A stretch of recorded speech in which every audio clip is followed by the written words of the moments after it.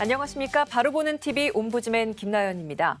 지난주 연합뉴스TV에서는 정부가 11월 12일부터 6개월간 한시적으로 유류세를 20% 인하하기로 했다는 소식과 급증하는 가계부채를 막기 위해 총부채 원리금 상환 비율 DSR 규제를 조기에 시행한다는 소식 등 국내외 뉴스를 신속히 전해드렸습니다.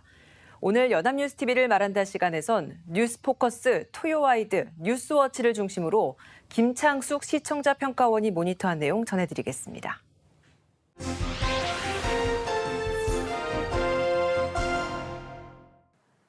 지난 한 주는 대장동 개발 특혜 의혹 관련 수사가 계속되는 가운데 이재명 민주당 대선 후보가 경선 종료 2주 만에 이낙연 전 민주당 대표와 회동을 가졌고 10월 25일에는 경기도지사직을 내려놓으며 본격적인 대선 행보를 보였습니다.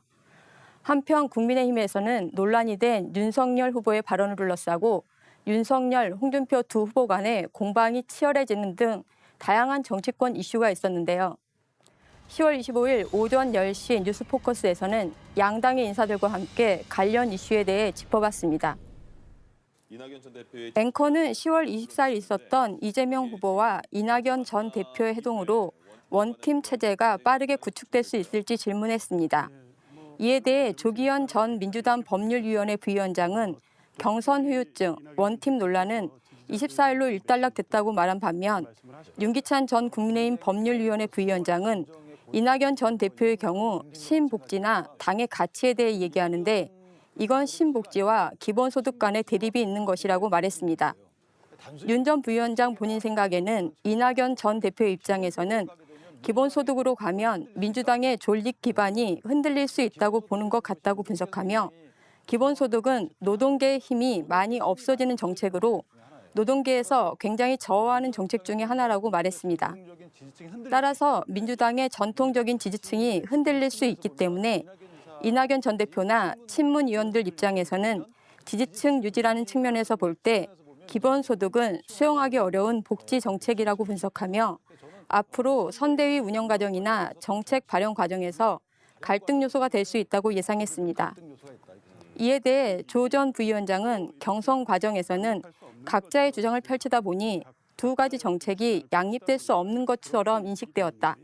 하지만 회동에서 이재명 후보 측에서 밝힌 바와 같이 신복지 정책과 기본소득을 조화시켜 실제 필요한 내용의 정책을 다시 만들어내는 것이 민주당 가치와 대치된다고 보기는 어렵다고 답했습니다. 앵커는 이어 이재명 후보가 경기도지사직을 사퇴한 후 본격적인 대선 홍보를 시작할지에 대해 질문했습니다. 조 전 부위원장은 그렇다고 답한 후 지금 무엇보다 시급한 것은 선대위 구성이라며 11월 5일 국민의힘 후보 확정까지 선대위를 구성하는 것이 1차 과제라고 말했습니다. 도지사직을 수행하는 동안은 당 지도부와 적극적으로 만나고 선거를 준비하는 과정에 한계가 있었지만 도지사직을 내려놓으며 선대위 구성, 후보로서의 활동이 본격화될 것으로 예상했습니다. 이에 대해 윤 전 부위원장은 본격적인 선거 운동에 앞서 이재명 후보는 대장동과 관련된 여러 가지 의혹에 대해 국민들이 납득할 만한 해명을 할 필요가 있다고 말했습니다. 국감 이후에도 여러 가지 의혹이 불거졌는데 이재명 후보 본인이 진술한 발언 사이의 모순점, 객관적인 증빙과 동떨어진 발언 등을 그냥 넘어갈 것이 아니라 해소해야 한다고 말했습니다. 이는 슈퍼위크에서 나타난 민심으로 지금도 국감에서의 이재명 전 지사 해명을 곧이곧대로 믿지 않는 국민들이 많다는 여론조사가 나오고 있다고 말했습니다. 그래서 이 부분을 경기도정 혹은 성남시정의 지휘 차원에서의 해명뿐만 아니라 향후 부동산 문제에 대한 위정자들의 태도와 관련해서 분명한 메시지 내지는 입장을 밝혀야 한다고 주장했습니다.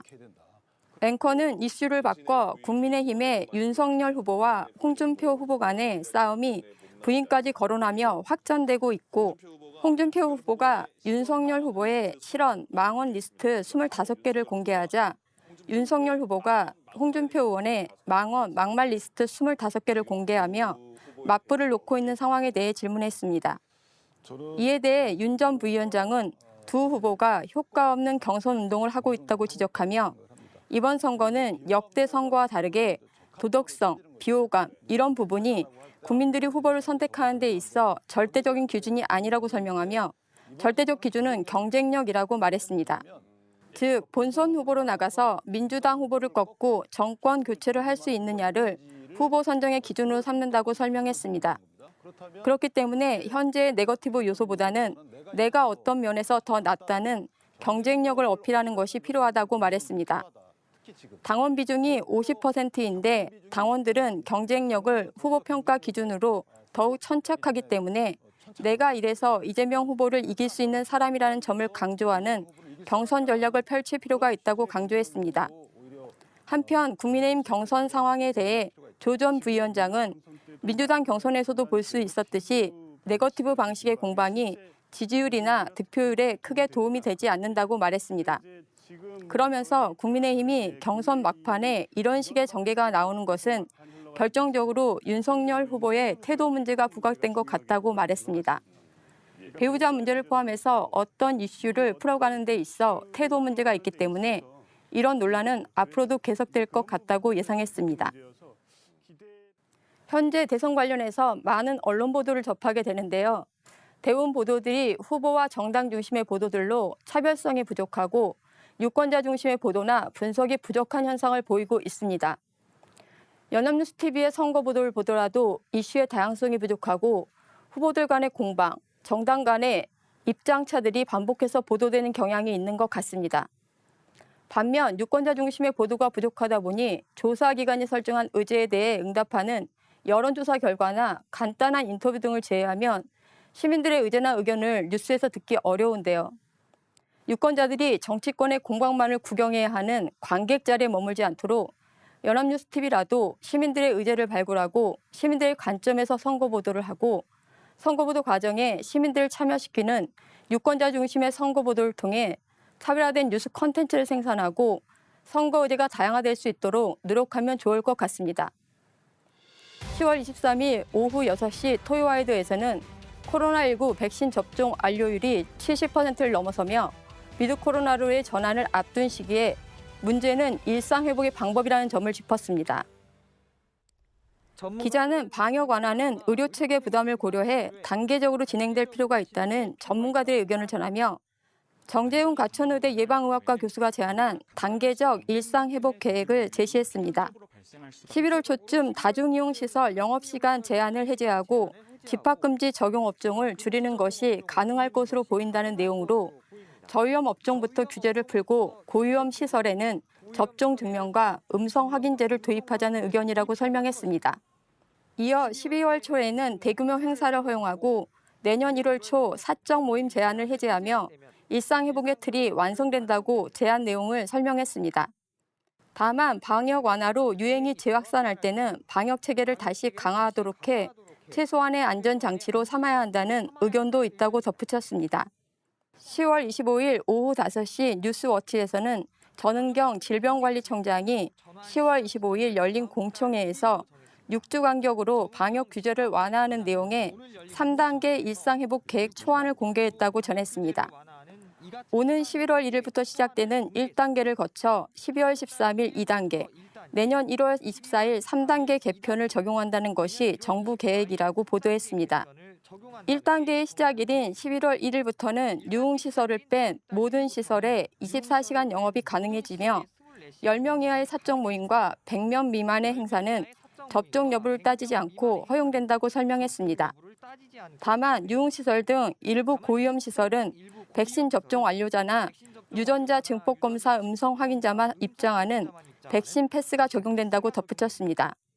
기자는 전국민 접종 완료율 80%에 도달하는 12월 중순에는 2단계 개편을 적용해 대규모 행사를 허용하고 내년 1월부터는 최종적으로 사적 모임 제한을 해제하는 것이 정부 계획이라고 전하고 매 단계마다 4주 적용 뒤 2주간의 평가 기간을 거치며 유행 상황이 급격히 악화되면 일상 회복을 중단하고 비상계획을 발동하게 된다고 설명했습니다.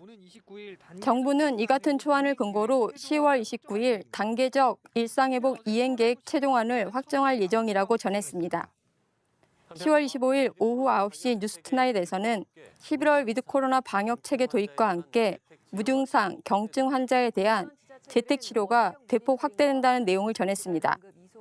일선 지자체들은 원격 모니터링과 24시간 응급 이송에 초점을 맞춘 치밀한 재택치료 시스템을 구축 중이라며 재택치료 전담팀이 가동에 들어간 서울 강남구 사례를 자세히 전했습니다.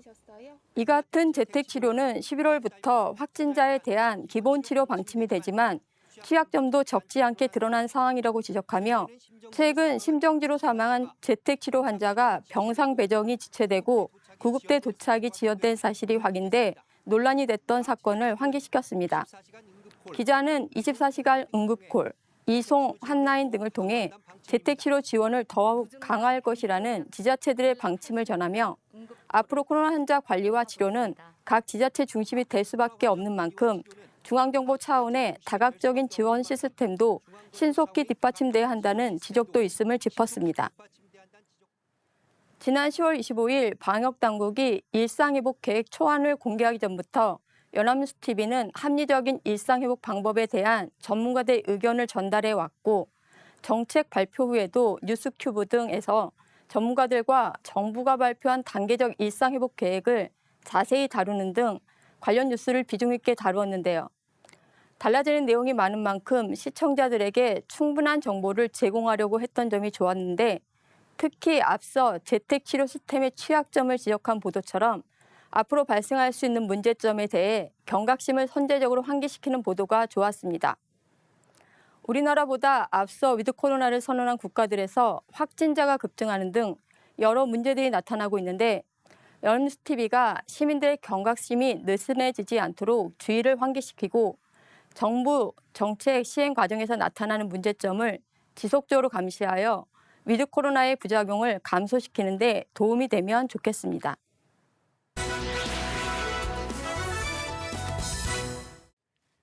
이번 순서는 주말에 방영되는 제작 프로그램을 대학생의 시선으로 분석하고 평가한 내용을 들어보는 캠퍼스 TV 리포트 시간입니다.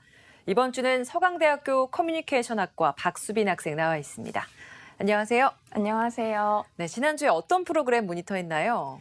네, 저는 매주 토요일 오후 9시 30분에 방송되는 탐사보도 뉴스프리즘을 모니터했습니다. 뉴스프리즘은 시민의 눈높이에서 질문하고 한국 사회에 화두를 던지는 프로그램인데요. 지난 23일 방송에서는 오징어 게임의 전 세계적인 열풍과 그 이면에 담긴 문제점에 대해 다뤘습니다. 그럼 자세한 모니터 내용 지금부터 전해드리겠습니다.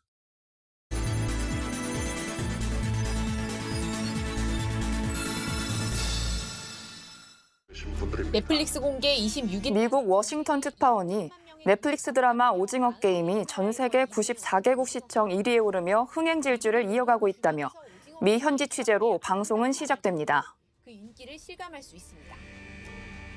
미국의 한국식 빵을 파는 제과점에선 달고나가 인기를 얻고 있다는데요. 워싱턴, 버지니아뿐만 아니라 굉장히 먼 곳에서도 주문이 많이 들어와요. 하지만 멀리에서 들어오는 거는 못하고 있고 아마존에서는 할로윈을 앞두고 오징어 게임 관련 상품이 5,000개 가까이 판매되고 있다고 합니다. 미국 내 한인들은 오징어 게임의 인기가 BTS, 영화 기생충과는 체감 정도가 또 다르다며 실제 거리에서 오징어 게임을 본 미국인을 어렵지 않게 만날 수 있다고 합니다.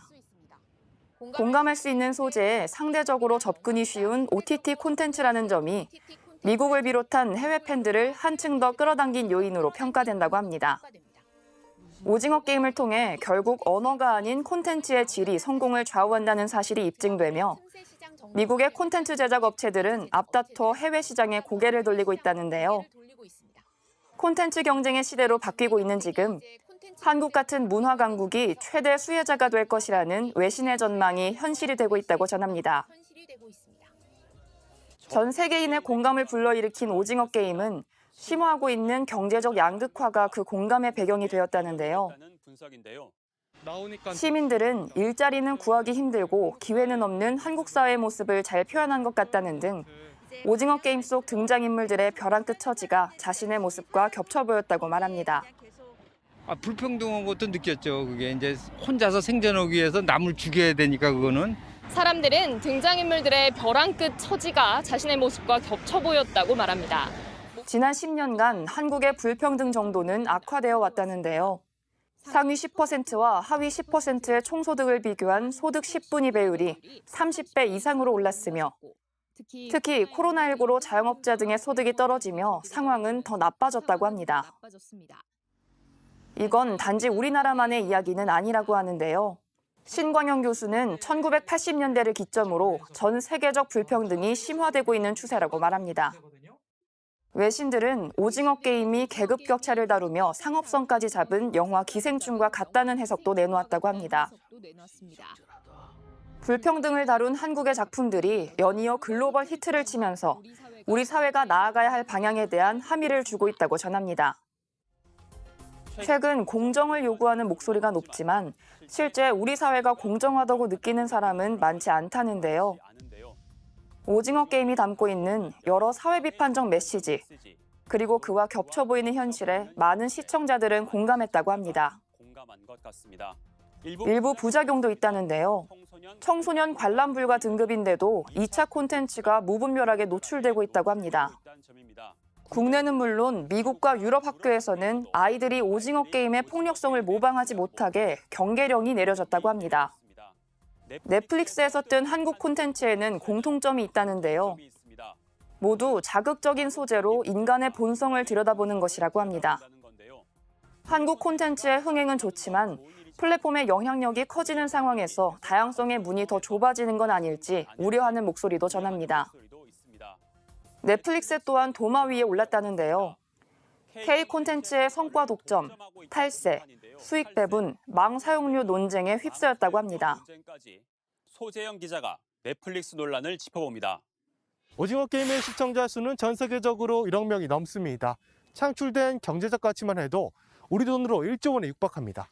하지만 제작비를 지원해주는 대신 드라마의 지적 재산권은 모두 넷플릭스 소유라는데요. 흥행에 성공해도 투자금을 뺀 수익을 넷플릭스가 독차지한다고 합니다. 국내에서 외면받은 작품을 빛을 보게 해준다는 순기능과 K 콘텐츠의 역량이 거대 글로벌 플랫폼에 종속된다는 우려가 동시에 나오고 있다는데요. 2, 3차 판권을 다 갖고 가는 형태로 가게 되니까 이게 장기화되면 우리가 예속되는 형태로 갖고 가게 된 거죠. 넷플릭스가 국내 콘텐츠 발전을 자극하는 매기인지 콘텐츠 산업을 먹어치우는 황소개구리인지에 대한 논란은 계속될 수밖에 없다며 방송은 마무리됩니다. 네, 모니터한 내용 잘 봤습니다. 그럼 박수빈 학생은 이번 뉴스프리즘에서 어떤 점이 가장 인상 깊었나요? 네, 저는 전 세계적으로 큰 흥행을 기록한 한국의 작품들이 모두 경제적 불평등을 다룬 작품이라는 점이 인상 깊었습니다. 한국의 콘텐츠가 세계적으로 큰 인기를 얻는 건 정말 기쁜 일이지만 경제 양극화라는 소재에 사람들이 공감한다는 점에서 앞으로 우리 사회가 나아가야 할 방향을 잘 설정해야 한다고 생각합니다. 네, 수고 많았습니다. 지금까지 서강대학교 커뮤니케이션학과 박수빈 학생이었습니다. 고맙습니다. 감사합니다.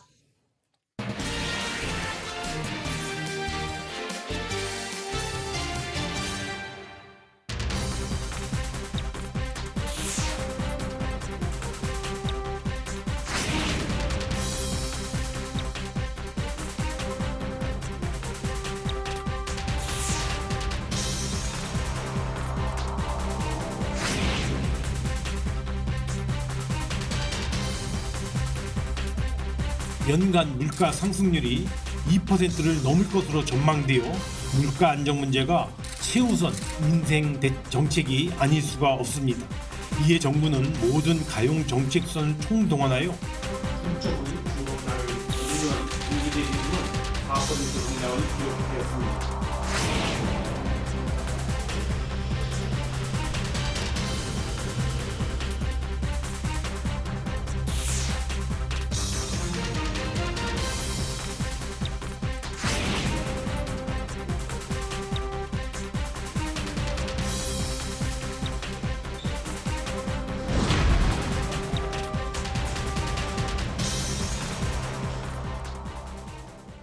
에너지값부터 식자재까지 모든 생활 물가가 치솟고 있습니다. 코로나19 장기화로 경기가 어려운 상황에서 고물가는 서민 경제의 직격탄이 될 수밖에 없는데요. 경기 회복 속도가 더뎌지는 동시에 소비자 물가가 오르는 슬로플레이션 우려도 커지고 있습니다. 오늘 TV와 비평 시간엔 물가 상승 여파와 정부의 물가 안정 대책 등에 대해 언론에선 어떻게 보도하고 있는지 자세히 알아보겠습니다. 명지대학교 디지털미디어학과 최선규 교수 자리하셨습니다. 어서 오세요. 안녕하세요. 네, 그야말로 물가가 천정부지로 치솟고 있습니다. 이번 달 소비자 물가 상승률도 10년 만에 3%에 이를 것이다. 이런 전망도 나오고 있고 생산자 물가 역시도 11개월 연속 상승세를 기록하고 있는 상황입니다.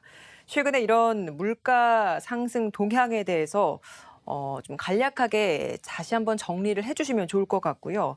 물가가 계속 오르는 주요 요인에 대해서 언론에서는 어떻게 보도하고 있는지 짚어주시죠. 네. 한국은행이 10월 소비자 물가 상승률이 3%대를 기록할 것으로 관측했다고 조선비즈가 지난 25일 보도했습니다.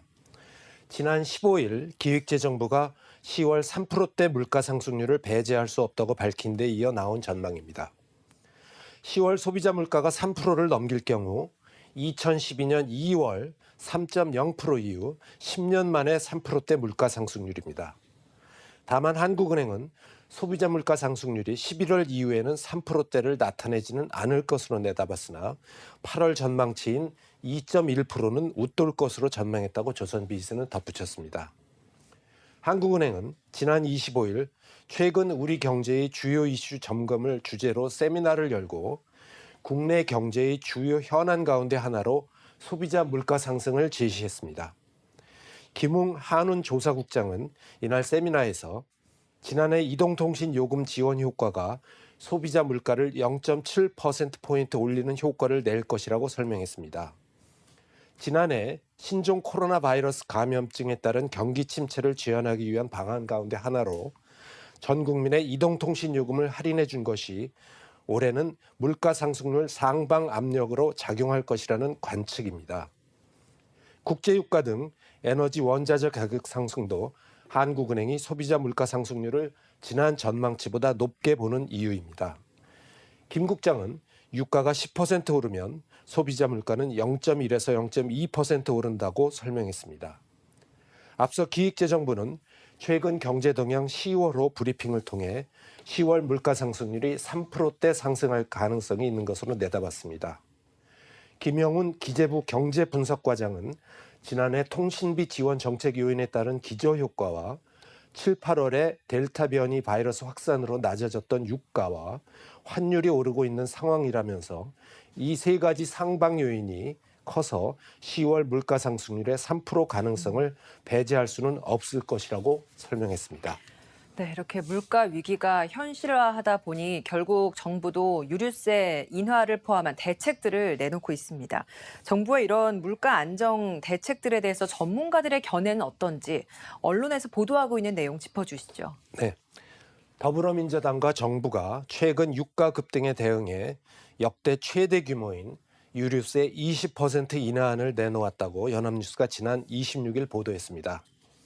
당정은 지난 26일 국회에서 물가 관련 대책 당정 협의를 열어 유류세 인하 방안을 포함한 물가 안전 대책을 논의했습니다. 이 회의에서 당정은 이번 11월 12일부터 내년 4월 30일까지 6개월 동안 휘발유, 경유, LPG 부탄에 대한 유류세를 20% 한시적으로 인하하기로 뜻을 모았습니다. 이렇게 되면 휘발유는 리터당 164원, 경유는 116원, LPG 부탄은 40원씩 내려갑니다. 6개월간 유류세 부담 경감 규모는 총 2조 5천억 원 규모로 휘발유 차량을 하루 40km 운행할 경우 월 2만 원 정도를 아낄 수 있을 것이라고 정부는 전망했습니다. 정부는 또 가스요금을 비롯한 공공요금은 연말까지 동결을 원칙으로 관리하기로 했다고 연합뉴스는 덧붙였습니다. 정부는 농축수산물에 대해선 쌀, 계란, 육류 등 주요 품목을 중심으로 할인 행사 추진 등으로 안정적 관리를 도모하기로 했습니다. 그런데 정부 정책의 엇박자가 계속되고 있다고 아주경제가 지난 25일 보도했습니다. 천정부지로 치솟는 물가를 잡겠다면서도 소비 촉진을 위한 각종 정책이 쏟아지고 있기 때문입니다. 정부는 이번 달 위드 코로나 단계적 일상회복 방역체계 전환 조치에 맞춰 소비 쿠폰의 지급 재개, 코리아 세일 페스타 등 대대적인 소비 진작책을 가동합니다. 물가는 계속 치솟는데 정부는 되레 소비를 부추기는 정책을 내놓고 있는 셈입니다. 서로 방향이 다른 물가 안정과 소비 촉진이라는 두 마리 토끼를 동시에 잡으려다가 치솟는 물가에 오히려 기름을 붓고 있다는 우려가 나온다고 아주경제는 덧붙였습니다.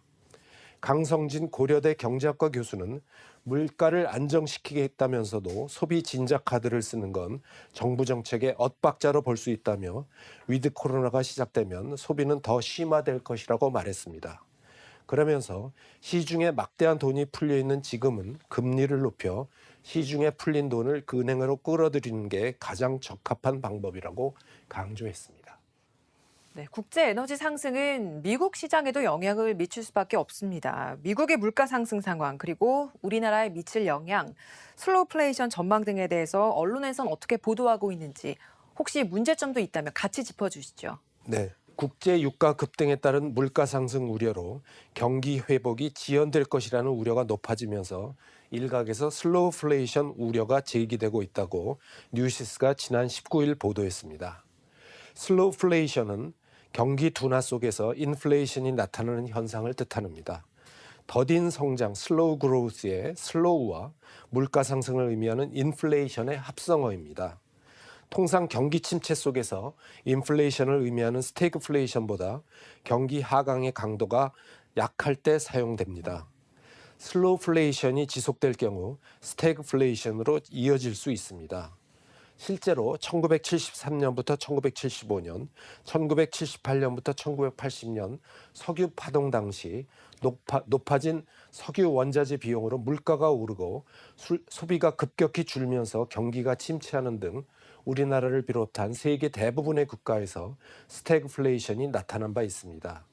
특히 국내 총생산 대비 에너지 의존도가 높을수록 국제 유가가 급등할 경우 물가가 상승하고 성장률은 낮아지면서 스태그플레이션이 올 가능성이 높다고 뉴시스는 덧붙였습니다. 미국 경제에 슬로우플레이션이 발생해 증시가 하락할 가능성이 있다는 관측이 글로벌 투자은행을 중심으로 나오고 있다고 뉴스투데이가 지난 19일 보도했습니다. 한국은행 외자운용원이 최근 발표한 국제금융시장 동향 및 주요 이슈 보고서에 따르면 도이치뱅크가 이달 글로벌 투자은행 600여 곳을 대상으로 조사한 결과 연내 미국 주가가 5% 이상 하락할 가능성이 큰 것으로 나타났습니다. 미국의 인플레이션이 일시적인 현상에 그치지 않고 예상보다 장기화 기조를 보이는 데다 11월 테이퍼링을 앞두고 금리 인상이 시사되면서 증시가 조정받을 가능성이 높아졌다는 것입니다. 현재 미국의 소비자 물가 지수는 5개월 연속으로 5%대 상승률을 기록하는 중입니다. 9월 소비자 물가 지수는 지난해 같은 달보다 5.4% 오르며 인플레이션 수준이 10여 년 만에 최고 수준으로 올랐습니다. 최근 경기가 회복세를 보이고 있지만 전문가들은 대체적으로 근로자 부족 현상에 에너지 가격 상승으로 인플레이션이 장기화될 것으로 전망하고 있습니다. 네, 참 안 그래도 코로나19 때문에 어려운 서민들 이런 물가 상승은 더 어렵게 만드는 요인이 될 수밖에 없을 것 같아요. 서민 경제 부담을 완화시키기 위해서 우리 언론이 할 수 있는 역할, 바람직한 보도 자세 짚어주시죠. 네, 세계적인 인플레이션 확산 우려는 우리나라도 예외가 아니며 갈수록 커지고 있습니다. 코로나19 사태로 억눌렸던 각종 수요 증가와 글로벌 공급망 불안, 생산 차질 등으로 빚어진 인플레이션 공포가 단기간에 해소되기 어려워 보이기 때문입니다. 물가가 상승하는 때일수록 언론은 물가 상승에 따른 국민의 불안감과 경제적 부작용을 강조하는 보도들을 많이 쏟아냅니다. 특히 구입 빈도가 높고 소비자들에게 체감도가 높은 농축수산물 가격 상승을 보도하는데 금파, 금상추, 금겹살 등 자극적인 단어를 사용하기도 합니다.